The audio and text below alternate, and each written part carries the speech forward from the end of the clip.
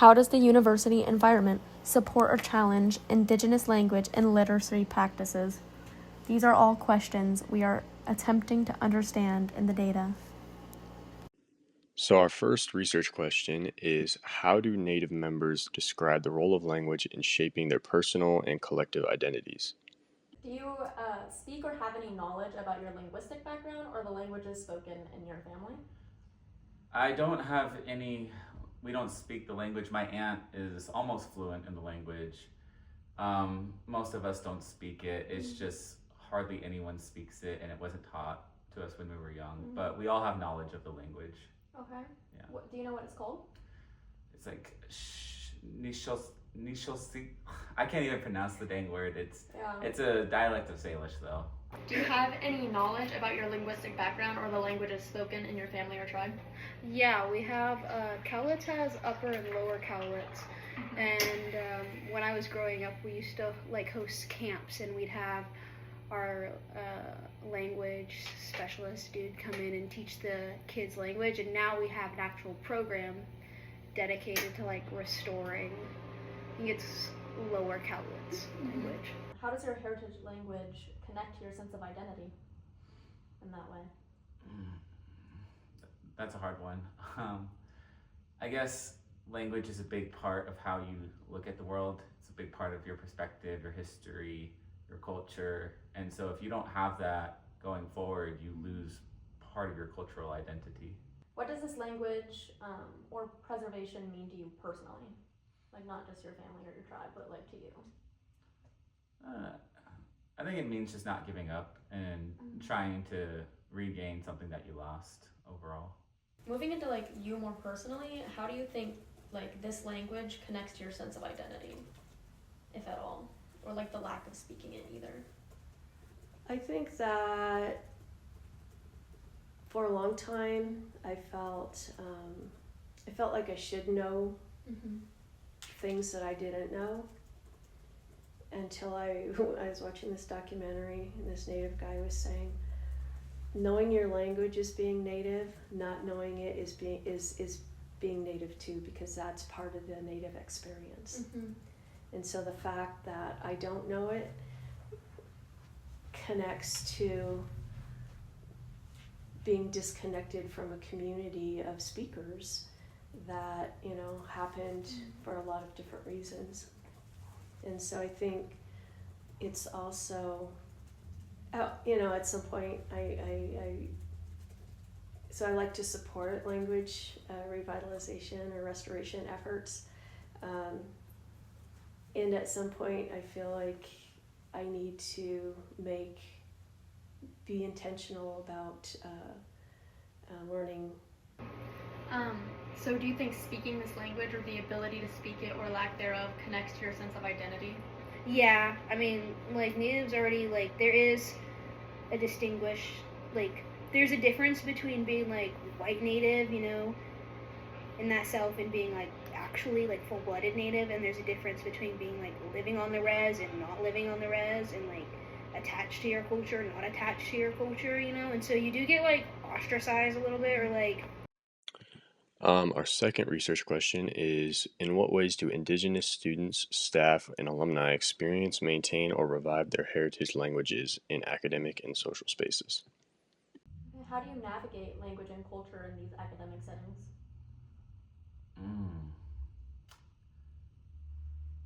I don't know if you really do.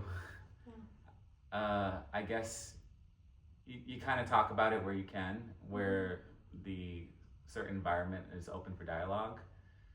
You'd be surprised that that's the common answer. Oh, really? Do you ever feel a sense of loss of connection to your Indigenous identity, or you're like unable to participate in traditional activities or get that same experience? Yeah, and so this is something that a lot of the other ones will talk about. This is kind of why we built the house in the first place, is because we did feel alone and lost, especially being disconnected from the tribe. So if I didn't have this place here, I don't know if I would have stayed at Gonzaga, to be honest. Yeah. Are there any fluent speakers that you know of still teaching it? Yeah, a white dude who's fluent in my language. And we have an app now actually, and you can it's like kind of like Duolingo, but for lower calots. Yeah. So do you know maybe like any other methods of revitalization that like you might think actually work?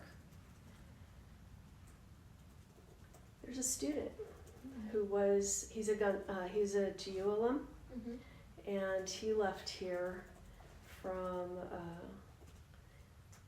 he left Gonzaga and is finishing a dual PhD in linguistics and anthropology at the University of Arizona. And we've brought him back to Gonzaga a couple times to host language symposiums and have invited language program people from the area tribes to engage with him about more culturally derived language teaching methods.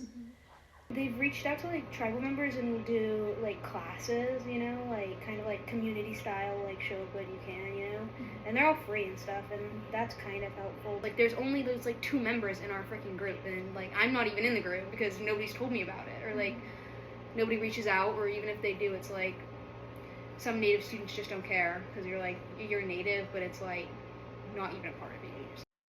Okay, and then our third research question is, how does the university environment support or challenge Indigenous language and literacy practices?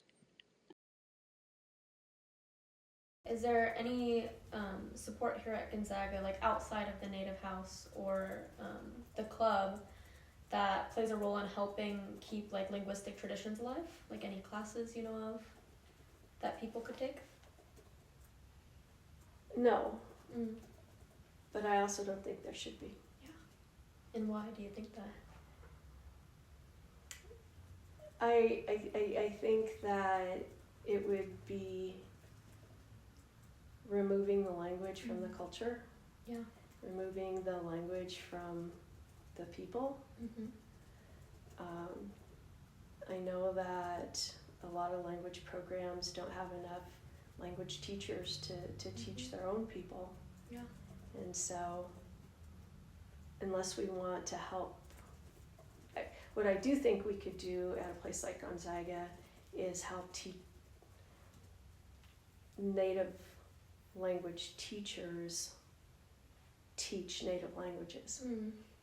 That's really nice. Do any of the Gonzaga courses that you took in the past help facilitate your learning or connect you to linguistic or cultural backgrounds? I guess just taking other languages and learning how languages in general are structured, how to learn one that you're not familiar with. So I took Italian when I was here, and I took Spanish, and very different from English. Even though we have Latin roots, there are some differences. So it was good just to learn a new language.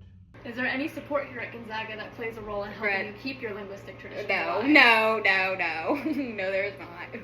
So you don't think Gonzaga adequately represents and respects Indigenous language? They don't even have a freaking house for us on campus, bro. It's UMEC, you have UMEC and stuff, you have the Lincoln Center, we have organizations for other groups, you have FOSU and SOSU get their great big events, you just went to Mela, and then I'm sure the African American, I don't know if they have a student union, but there's a lot of student unions who I feel get more representation, more access to being put out than the Native House or the Native student group. What I do know is that the Catholic Church and the Jesuits have some complicity in the disappearance of Indigenous languages. And so I think kind of wrestling with that would need to come before the question about whether or not we're respecting the languages. Because I'm not sure the languages are there to respect. I think we have to kind of acknowledge our role in their disappearance. Do you have any support here at Gonzaga to help play a role in helping you keep your linguistic traditions alive? Not specifically, just because here at Gonzaga more of a regional hub rather than a specific for each tribe. So we can't really be playing favorites like that. But we did put on a teacher event where one of our past alumni from Gonzaga, the guy I was telling you about, Joseph, he came and taught how to teach indigenous language. And so we had people from our tribe and tribes all across the region come. And so that was one way Gonzaga has kind of helped. And then just to conclude, we kind of went over the patterns and themes that we found throughout the interviews.